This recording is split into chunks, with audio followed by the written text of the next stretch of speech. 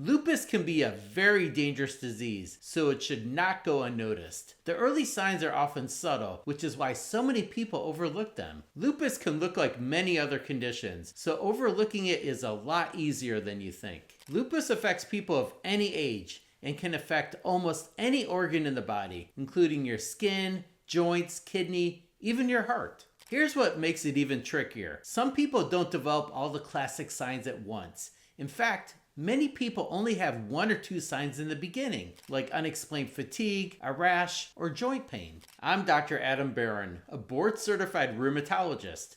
Lupus is one of the main conditions I specialize in. In this video, I'll walk you through 10 early warning signs of lupus. Make sure to watch until the end so you don't miss any of these signs. The first sign many people often see is this red butterfly-shaped rash that covers the cheeks and bridge of the nose. This is a classic sign of lupus called a malar rash. This rash often flares after sun exposure because ultraviolet light triggers inflammation in the skin. It's usually flat and not itchy. Also, this rash spares the nasolabial folds. It often worsens or occurs during lupus disease flares. A true lupus butterfly rash usually persists for days or weeks and recurs during disease activity. It's important to realize that this is not a rash that fades within a few hours. If it does, then this is not a lupus rash. Lupus can cause both patchy and diffuse hair loss, and it's one of the most visible signs that lupus is still active. There are 2 main patterns of hair loss seen in lupus. Non-scarring alopecia is one type. This is the most common and occurs during active flares when inflammation causes temporary shedding. This happens because lupus creates inflammation around the hair follicles, especially in the scalp. This weakens the hair structure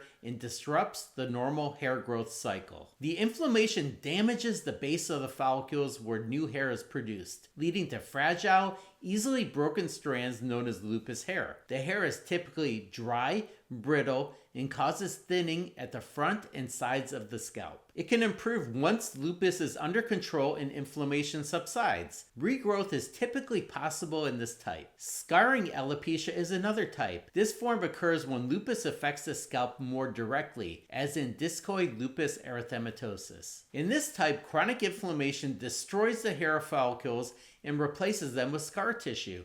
Once scarring occurs, the hair loss is usually permanent. Early diagnosis and treatment are critical to prevent irreversible hair loss. Fatigue is the most common symptom of lupus, affecting nearly every person with lupus at some point. This isn't tiredness that simply improves with rest. It's deep, persistent exhaustion caused by the immune system being constantly overactive. Inflammation uses up energy resources and can affect sleep quality. If you're chronically exhausted, even after a good rest, and your labs such as thyroid, B12, or anemia are normal, lupus should be on the list of possibilities. Another warning sign is arthritis. Lupus can cause joint pain, swelling, and stiffness, often in the hands, wrists, and knees. The pain can move from one joint to another, or it can affect many joints at the same time. The pain is usually worse in the morning. Unlike rheumatoid arthritis, lupus joint inflammation typically does not cause lasting joint destruction, but it can still be very painful. The pain comes from immune complexes depositing in the joint lining, leading to inflammation called synovitis. Photosensitivity is very common in lupus. Even brief exposures to sunlight can trigger rashes, fatigue, or full body flare-ups. The immune system reacts abnormally to UV radiation, activating skin immune cells that spill inflammatory signals into the bloodstream. People with lupus often report feeling worse after time outdoors, even when it's not very sunny. Another warning sign is painless sores in the mouth or nose. They usually occur on the inside of the cheeks, roof of the mouth, or inside the nose. These ulcers form when lupus targets the mucous membranes. They often reappear during flares and may last for several days. Even though they don't usually hurt, they are important clues when making a lupus diagnosis and assessing for active disease. Lupus can inflame the lining of the lungs or heart, leading to pleurisy or pericarditis. The result is sharp, stabbing chest pain that worsens when breathing deeply or lying down.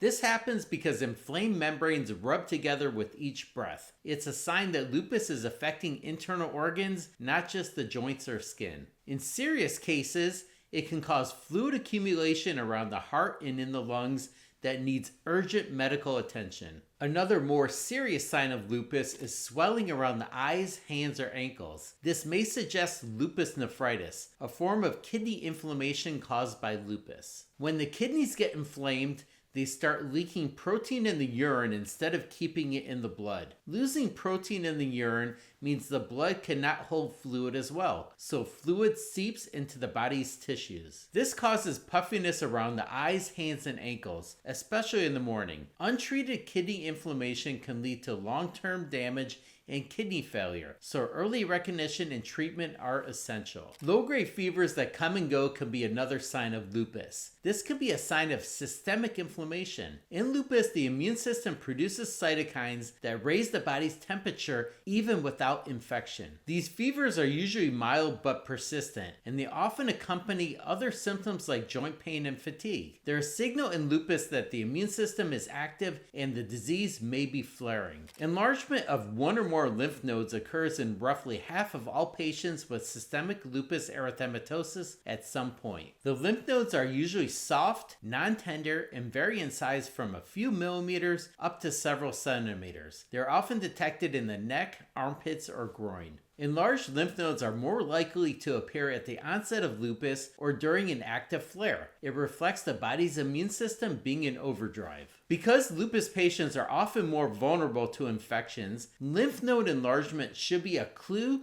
to make sure that there is no infection and not just assume that it is due to lupus. When an infection is present, the lymph nodes tend to be tender and may localize. Persistent or painless lymph node swelling can rarely be a sign of a more serious issue. Studies show that the risk of non-Hodgkin's lymphoma is approximately 3 to 4 times higher in lupus compared to the general population. Lymphoma is a cancer of the lymph nodes and lymphatic system. If a lymph node remains enlarged for more than 4 weeks, further investigation is needed to rule out lymphoma or other causes. If one or several of these symptoms sound familiar, it's time to see a physician. Lupus is diagnosed through a combination of symptoms, exam findings, and lab results. Urine testing is critical to detect kidney inflammation early. Because lupus affects multiple organs, evaluation by a rheumatologist is essential for accurate diagnosis and treatment. Please leave a like and subscribe for more videos like this. This is educational